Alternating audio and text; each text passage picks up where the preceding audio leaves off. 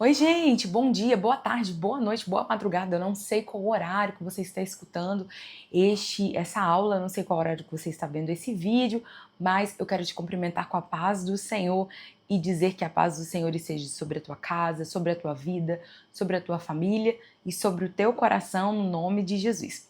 Meu nome é Ivna e você está aqui assistindo a nossa 7ª aula relativa ao capítulo 6 do livro de Hebreus. Nós estamos numa grande maratona e por isso eu quero te convidar a deixar o seu like de incentivo, a se inscrever no canal e deixar aí um comentário de feedback para que a gente possa, para você continuar apoiando esse canal, para que nós possamos continuar avançando. Gente, antes de mais nada, você já sabe, mas não custa lembrar. Se você caiu aqui de paraquedas, essa é a aula 7, você precisa escutar desde o início. Nós temos aqui uma playlist no canal, onde você vai ver a aula introdutória de número 1, porque conhecimento se apoia sobre conhecimento. E, gente, vocês estão já, com certeza, você que já está acompanhando a maratona, eu quero te convidar a não esquecer Bíblia Almeida, revista e corrigida, papel e caneta, papel ou lápis, fica ao seu critério, garrafinha de água, para que você possa acompanhar essa aula, ok? E depois você já vai deixando aí o seu comentário para nos ajudar a sempre melhorar e entregar um conteúdo de qualidade para vocês. Sejam muito bem-vindos ao mini curso Desvendando o Livro de Hebreus.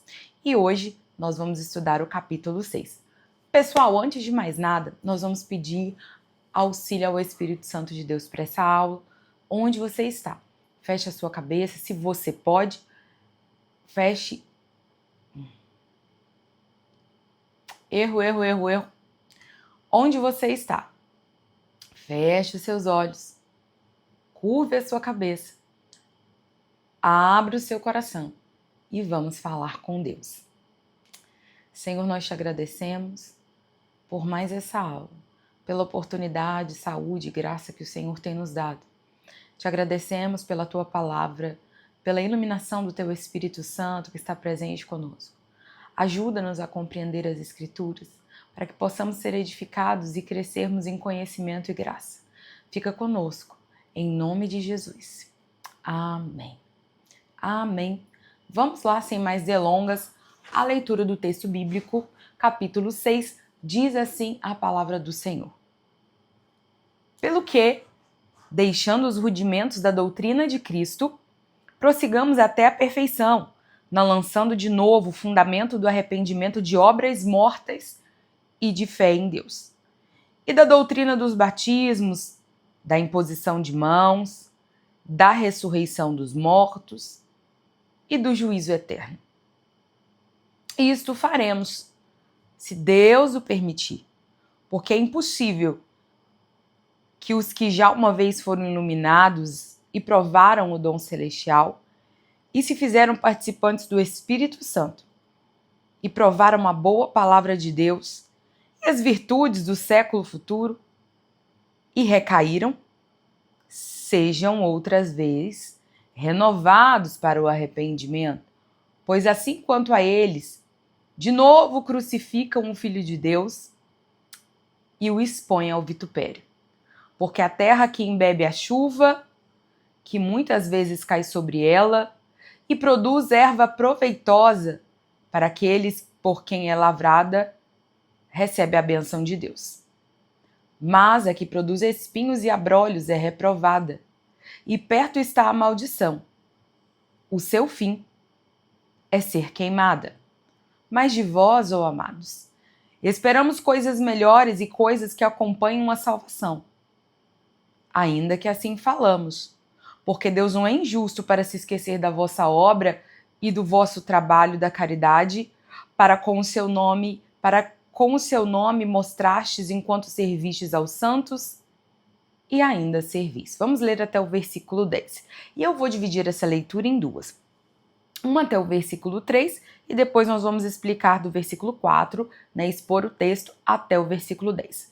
Começando, ele está dizendo, pelo que deixamos os rudimentos da doutrina de Cristo, prosseguimos até a perfeição.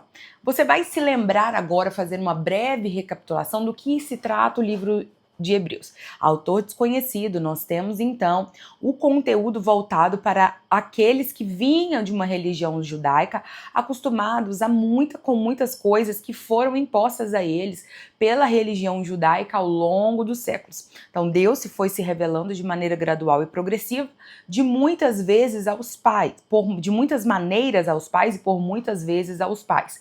De que maneira Deus fez isso? Deus foi se revelando, se mostrando e deixando memoriais. Por exemplo, eu já mostrei aqui para vocês o tabernáculo, já citei a sarça ardente de Moisés, a serpente de bronze, já citamos aqui também os sacrifícios que eram feitos no templo ou no tabernáculo, sacerdotes e suas roupas, né? A unção sagrada, como era feita naquela época. E agora nós entendemos que isso são rudimentos da fé. O que são rudimentos? Rudimentos são um entendimento superficial. Rudimento é algo antigo, ultrapassado, superficial, raso. Por que superficial e raso? Lógico que é em face do que eles têm agora. Lembre-se que o livro de Hebreus foi escrito no Novo Testamento e ele está se referindo ao Antigo Testamento.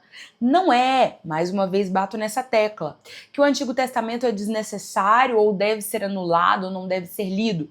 Muito pelo contrário, ele é base de entendimento para o Novo Testamento em sua profundidade.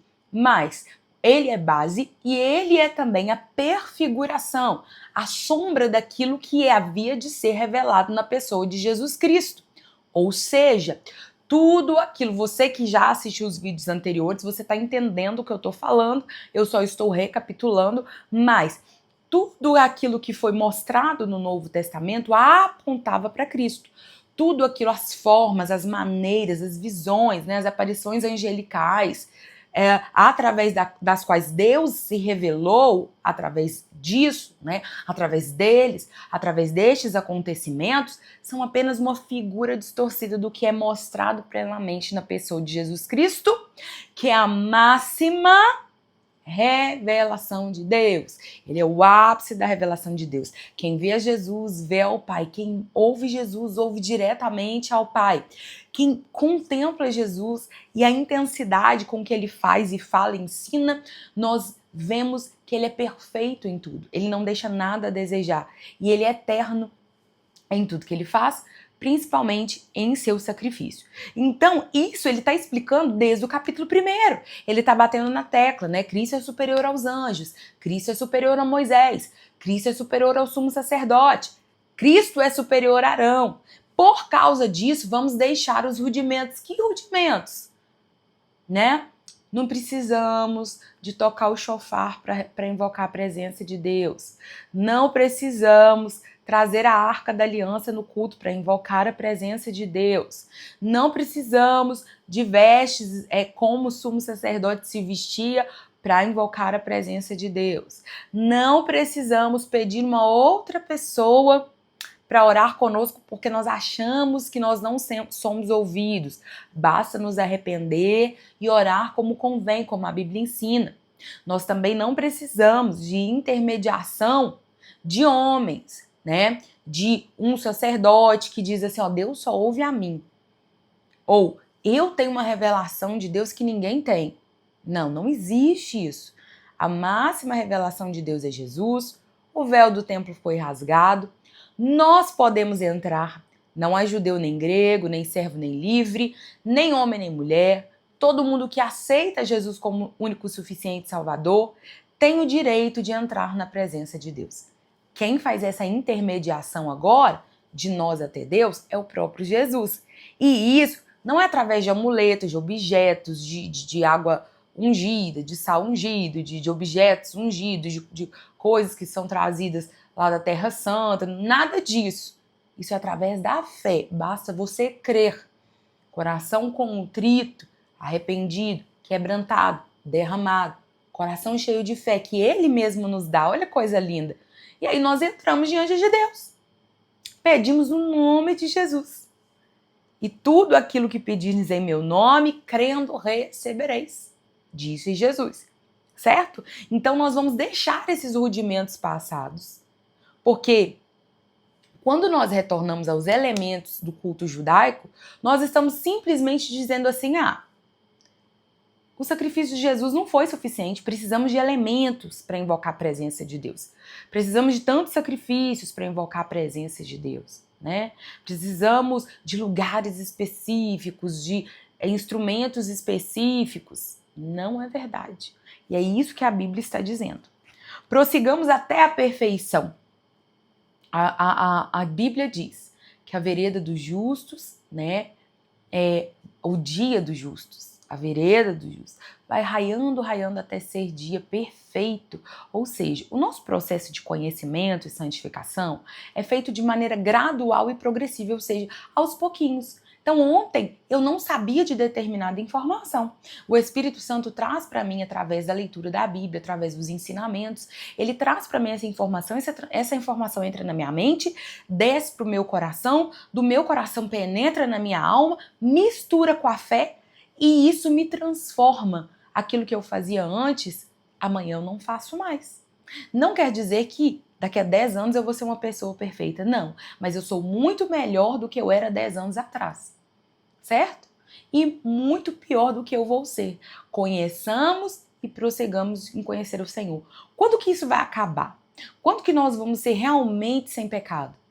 Quando aquilo que é mortal se revestir da imortalidade, aquilo que é corruptível se revestir da incorruptibilidade. Quando nós tivermos o céu, gente, tá? Mas enquanto isso, a busca pelo conhecimento, pela santidade, através do jejum, da oração, da leitura da palavra, não tem outro caminho, tá? De congregar, arrepender, é isso que a Bíblia diz. Rasgai o vosso coração e vossas vestes, congregai-vos, arrependei-vos, chorai. Está escrito lá no livro de Joel. São imperativos de Deus para que nós possamos alcançar aquilo que a Bíblia chama de perfeição, certo? Não lançando de novo o fundamento de arrependimento de obras mortas. O que são obras mortas? É aquilo que passa, é aquilo que fica aqui e é aquilo que precisa ser repetido, certo? Então são sacrifícios vãos. Então, por exemplo, quando os judeus eles seguiam alguns mandamentos da lei judaica, aqui eu quero abrir um parêntese, tá? Tem muita coisa e tem muita gente que são críticos, né, aí da internet, da Bíblia, que diz assim, a Bíblia é um negócio muito esquisito, não dá para ler Bíblia. Você tem que ler contexto e contexto. Porque lá na Bíblia manda, por exemplo, que as mulheres, quando estavam no seu período menstrual, elas eram impuras por causa daquilo ali. A Bíblia diz, lá diz também que se você dever pegar alguma coisa emprestada com uma pessoa, ou guardar um animal de alguma pessoa, e se esse animal escapulir ou morrer, você tem que ressarcir. São leis sem pé nem cabeça. Primeira coisa, vamos separar. Israel é uma nação. As leis de Deus, elas são leis imutáveis, certo? Mas Israel é uma nação diferente das outras. Por quê? Das leis religiosas fluíram, saíram, se ramificaram as leis civis. Então existem leis de Moisés, leis para os judeus, para os hebreus, que são leis civis para Israel como uma nação, para a organização de Israel como uma nação, certo? Agora, existem as leis de Deus, os 10 mandamentos, que são leis divinas, que são leis que não mudam. Uma delas, por exemplo, a guarda do sábado, ela é mudada na nova aliança. Nós vamos falar de nova aliança. Jesus é o nosso sábado, está escrito, certo? Agora, não matarás, não adulterarás, né? Não fará para si imagens de escultura, né? Você não vai cobiçar a mulher do próximo, vai honrar seu pai e sua mãe. São imutáveis aqui. Agora, existem coisas na antiga aliança, existem rituais na antiga aliança que são totalmente substituídos. Por exemplo, a Páscoa. Ervas amargas, cordeiro assado, pães ázimos, foi substituído pelo pão e pelo cálice, né? Isso aí é assunto para outra história, vocês vão ver no decorrer do curso de teologia, quem for fazer, mas tem coisas que são rudimentos. Hoje eu vou comer ervas amargas. Eu vou assar um cordeiro no dia da Páscoa, vou lá fechar toda a porta da minha casa, vou recitar tantos salmos, eu vou colocar um véu sobre a minha cabeça, eu vou fazer outras coisas que são obras mortas, que não são exigidos, não levam a lugar nenhum e precisam ser repetidos, sem levar a lugar algum, tá? Da doutrina dos batismos, da imposição de mão, da ressurreição dos mortos e do juízo eterno. Veja bem, todas essas doutrinas já existiam no Antigo Testamento, mas elas não tinham a completude de entendimento que nós temos agora. Por exemplo, quando Jesus veio, Jesus explica, por exemplo, quando ele fala, e não é uma parábola, tá? Em algumas epígrafes, que é aquilo que vem pretinho assim em cima na Bíblia, em algumas epígrafes está escrito parábola, mas não é uma parábola, quando ele fala do rico e do Lázaro. Jesus dá ele conta, né, essa realidade, porque eles acreditavam que todos os mortos, né, todo o espírito, toda a parte imortal, a alma dos mortos, ficavam num lugar só chamado Sheol. E ali eles demoravam alguns dias, depois iam para lá, e ali eles tinham algumas doutrinas errôneas sobre isso. Jesus vem ensinando que há uma separação já na vida eterna. Há o seio de Abraão, que é o paraíso, onde os santos aguardam a ressurreição, e há o lugar de tormento, onde aqueles que não morreram em Cristo aguardam a ressurreição. Há um abismo de separação entre eles, por exemplo. Ele vem dando, né, mais informação sobre a ressurreição, sobre o juízo final, sobre, por exemplo, o batismo. Por quê? O batismo ele era uma coisa sincrética. Se você quer migrar para a religião judaica, você é batizado, mas agora Jesus ele vai validar o batismo de João. O que é o batismo de João? É um batismo de arrependimento e de confissão que Jesus é o Filho de Deus. Então essas doutrinas, elas já existiam, mas elas eram incompletas. E agora, na Nova Aliança, elas são completas, certo? E isto faremos, se Deus o permitir, ou seja, se der tempo. Se Jesus não voltar, e se ele permitir nos avançar, nós vamos concluir todo o ensino dessas doutrinas e também vamos vivê-las.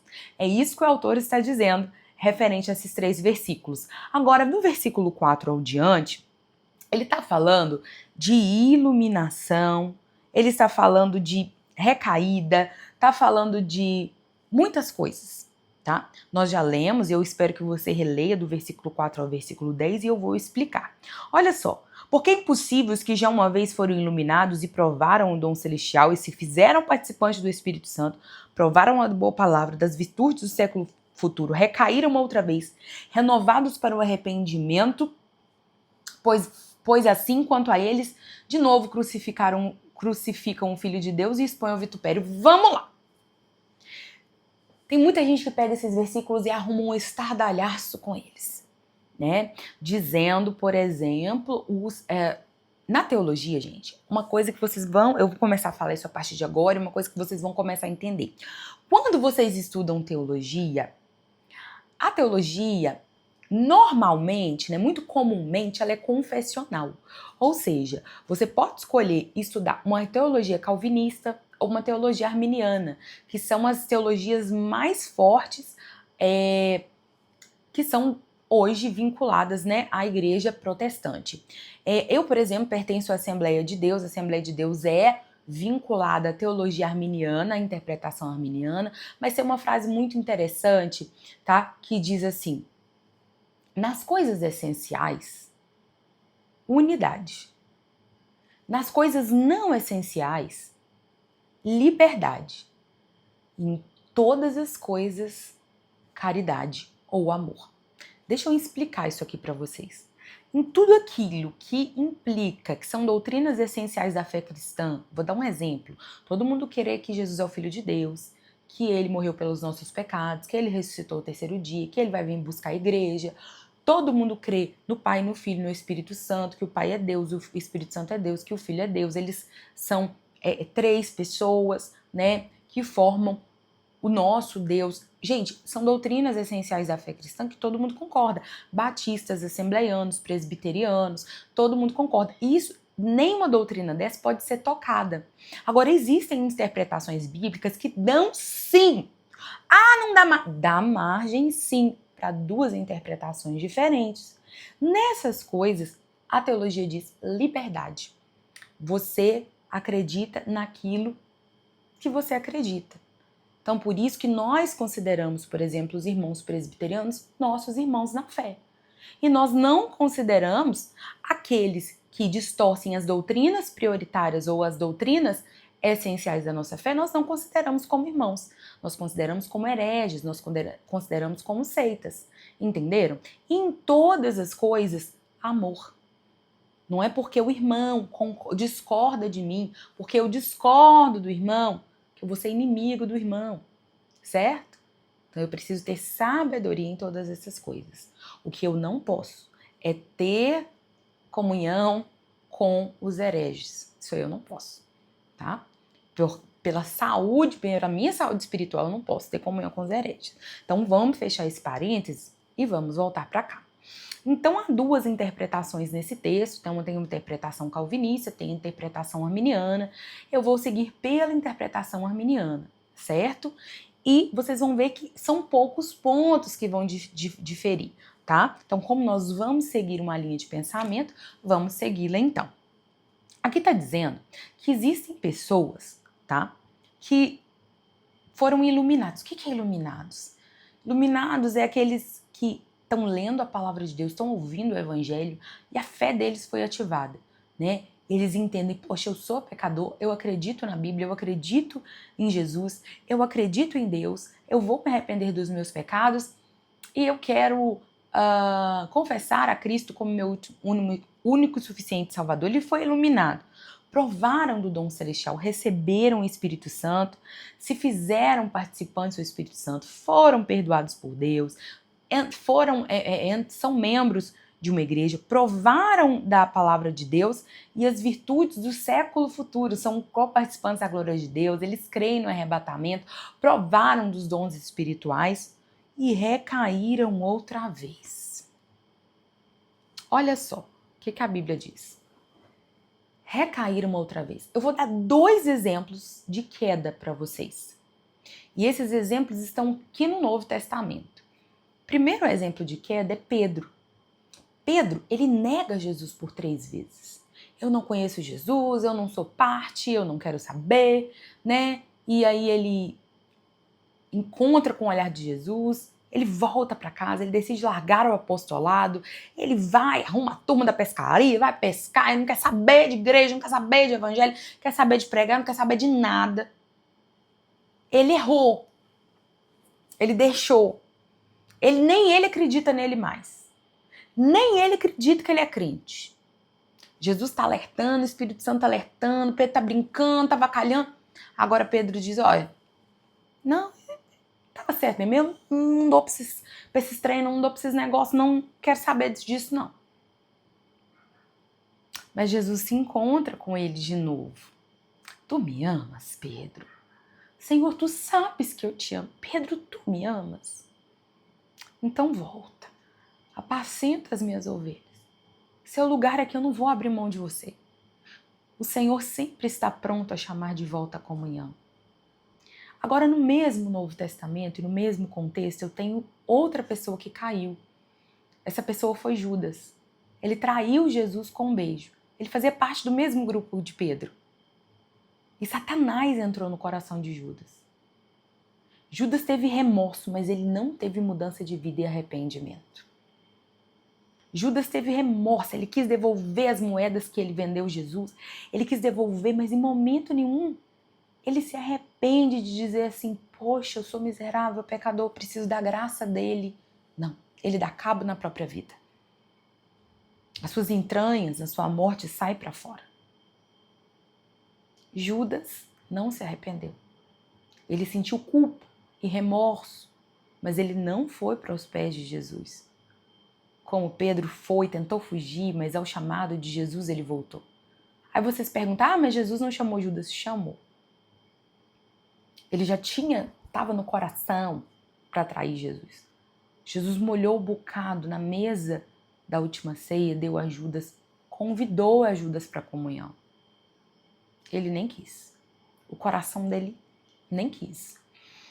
Quando ele beijou Jesus no rosto, Jesus disse assim: amigo, aqui vieste. Esse texto dói no nosso coração. E ele não responde nada para Jesus, entrega Jesus na mão dos seus algozes. Eu tenho 2 exemplos, um de arrependimento e outro de remorso. Assim é dentro da igreja do Senhor. Tem gente, né, que aceita Jesus, que é participante, às vezes vira obreiro, tem ministério, às vezes tá lá com a sua família, né, traz seus filhos para a casa do Senhor, é alguém que professa o nome de Jesus, mas de um dia para o outro sua fé esfria, entra dúvidas no seu coração e você fala assim: o que eu tô fazendo aqui? Eu quero curtir. Mas um dia, essa pessoa vem de novo e fala: eu errei, eu quero a graça, eu quero a misericórdia do Senhor. Ele é perdoado, ele é reconstituído à família de Deus, ele passa de novo a ser membro do corpo de Cristo e tudo bem, ele continua até o dia da sua morte. Mas tem aquelas pessoas que o pecado dela é um pecado irreversível. Um dia ele olha para esse livro e começa a dizer: isso aqui é tudo mentira. Se eu acreditei em Jesus, hoje eu vou espalhar para os 4 ventos que Deus não existe, que Jesus não existe. Ele começa a debochar da fé. Ele chega ao ponto de blasfemar contra o Espírito de Deus. O que é isso? É verbalizar, né? Falar que tudo que o Espírito Santo faz, ou alguma obra do Espírito Santo, é obra do diabo. Por que não tem perdão esse pecado, essa blasfêmia? Porque quem convence o homem do pecado, da justiça e do juízo é o Espírito Santo. Se o Espírito Santo não convence o homem do pecado, não tem arrependimento para a salvação. Se não tem arrependimento para a salvação, não tem como ser perdoado. Se não tem como ser perdoado, não vai para o céu. Não é salvo, né? Então aqui a Bíblia está dizendo dos apóstatas. Agora você, estudante de teologia, você vai gravar essa palavra. Apóstatas. O que é apostasia? Apostasia é largar, é o abandono da fé. E no lugar da fé, você vai colocar ali sofismas e ideologias contrárias à fé cristã.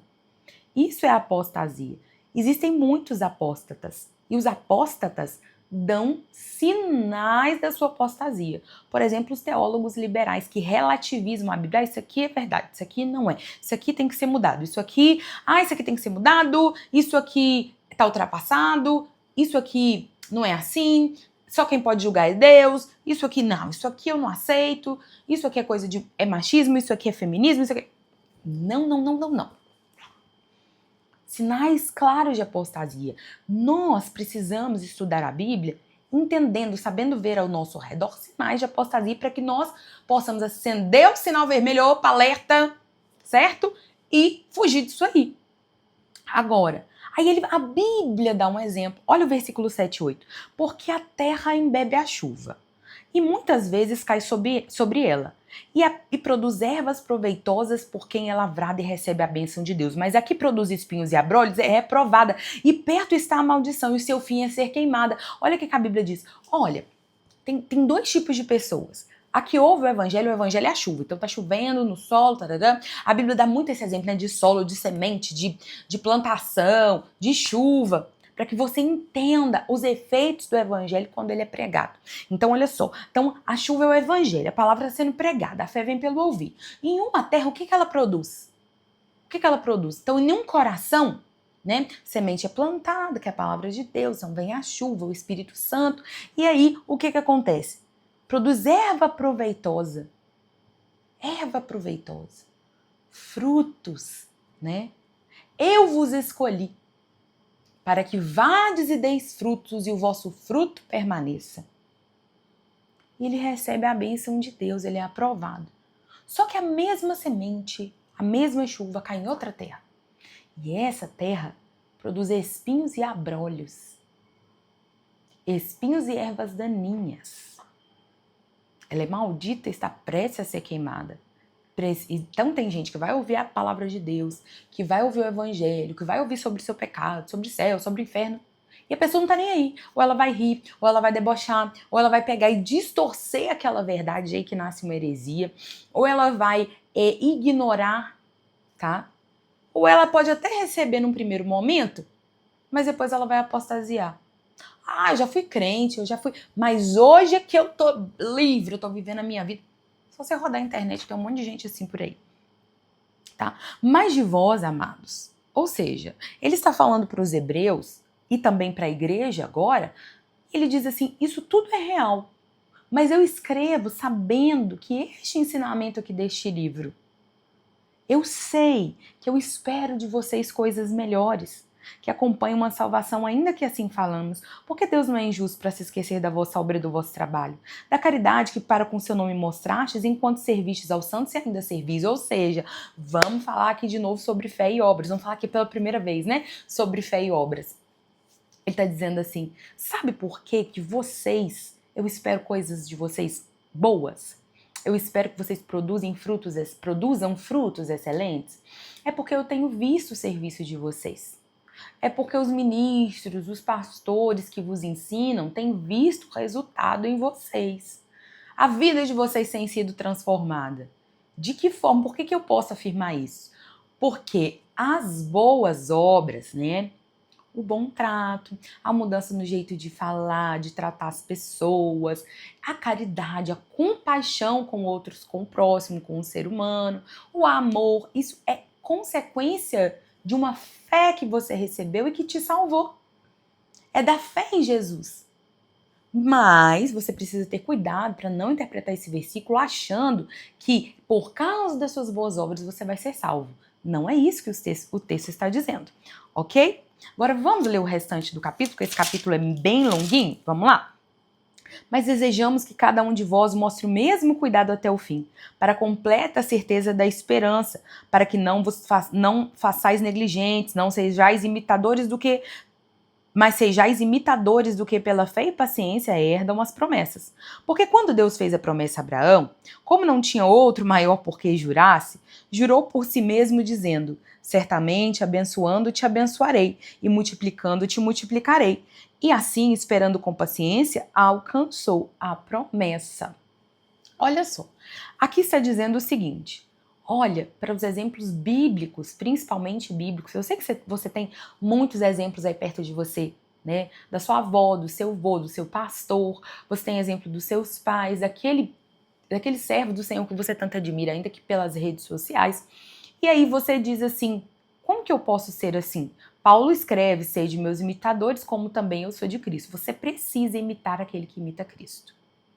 Às vezes a pessoa é uma explosão na internet, uma explosão no púlpito, mas não é imitador de Cristo. Então ele diz assim, imita aquelas pessoas que perseveraram pela fé. Por exemplo, Abraão.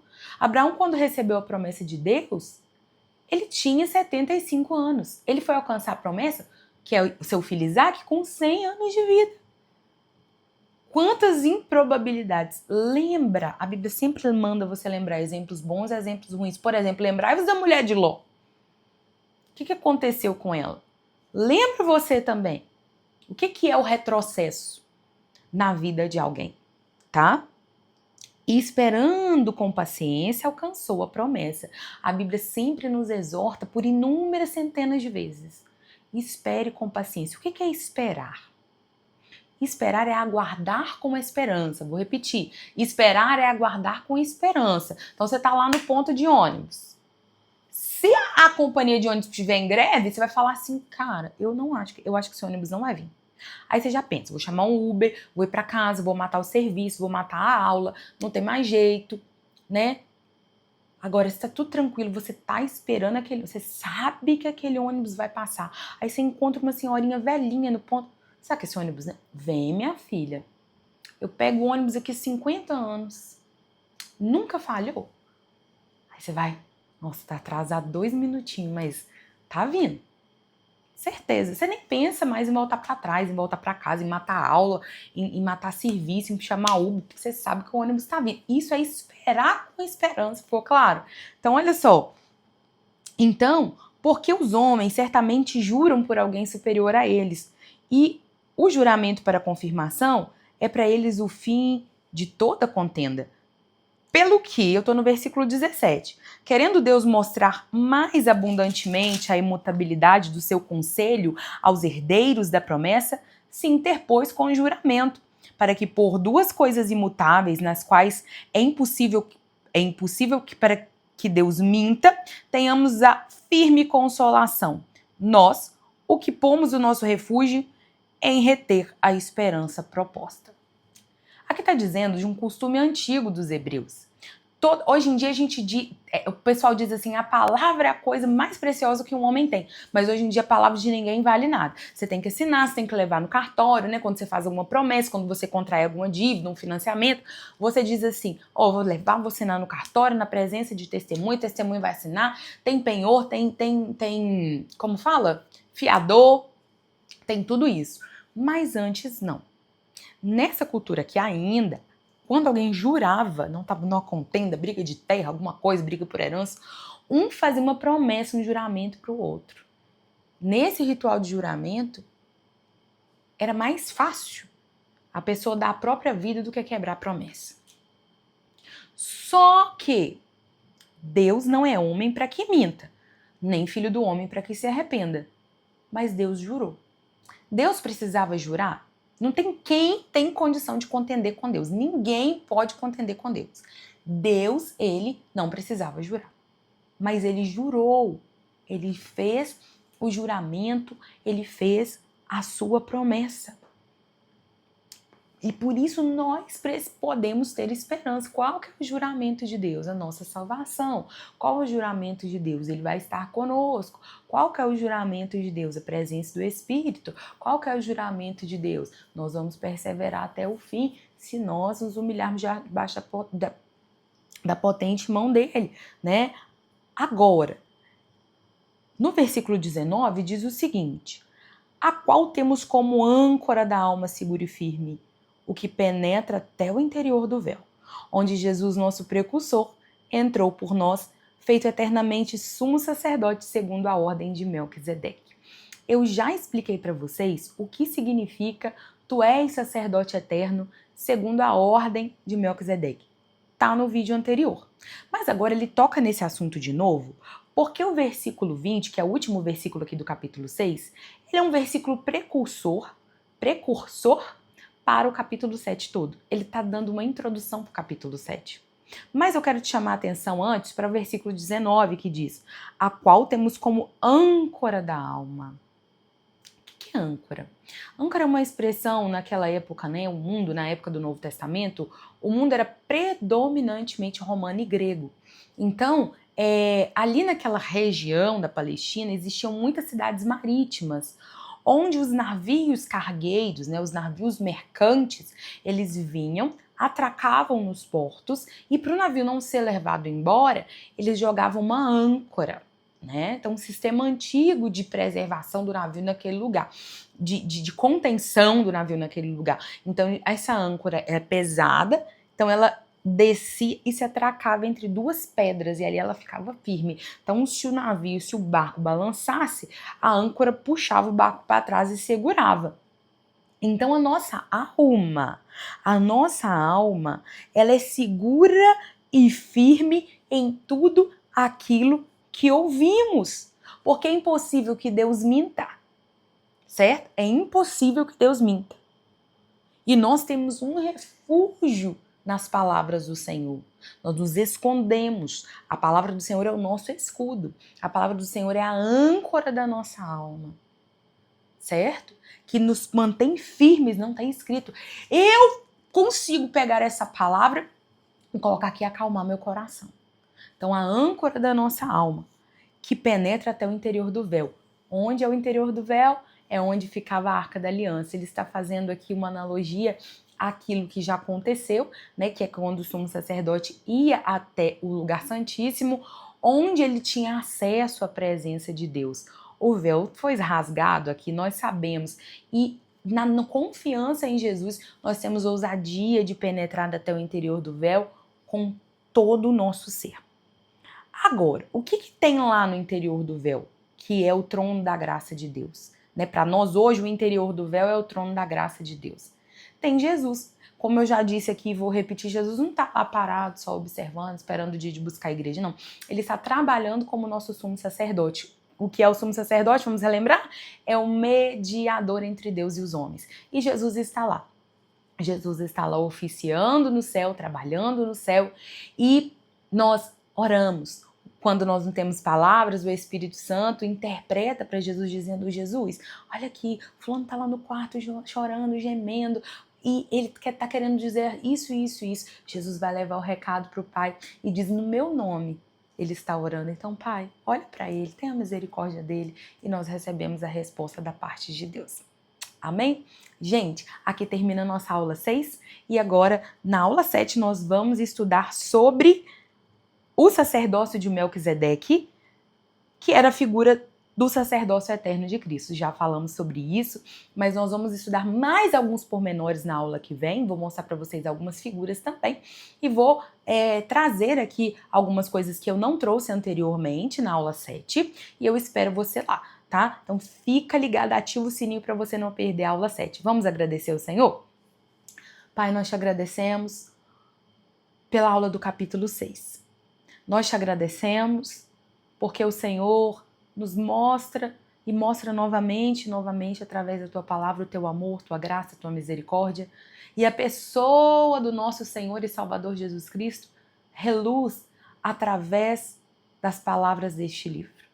Eu te agradeço pela disponibilidade de todos aqueles que estão aqui aprendendo da tua palavra. Conserva-os em graça. Aumenta a fé deles, assim como a minha também. Fica conosco, nós te pedimos e te agradecemos no nome de Jesus. Amém. Deus abençoe a sua vida e até a próxima aula.